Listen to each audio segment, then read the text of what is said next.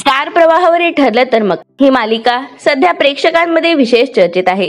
त्यामुळे या मालिकेतील प्रत्येक पात्रावर प्रेक्षक भरभरून प्रेम करतात। मात्र यातीलच एका महत्त्वपूर्ण अभिनेत्रीबद्दल मोठी माहिती समोर आली आहे।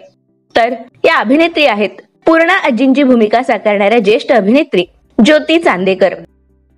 गेल्या काही दिवसांपासून मालिकेत त्या दिसत नाहीयेत, त्यामुळे चाहते त्यांच्याबद्दल विचारणा करत आहेत। नुकताच याबाबत त्यांची मुलगी तेजस्विनी पंडितने खुलासा केलाय। ती म्हणाली, गेल्या 2 आठवड्यापासून त्या ICU मध्ये आहेत।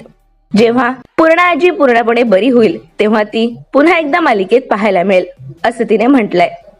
मागे देखील एकदा त्यांना सेटवर चक्कर आली होती, परंतु या वयातही त्यांची काम करण्याची ही जिद्द आणि चिकाटी ही खरंच वाखाणण्याजोगी आहे।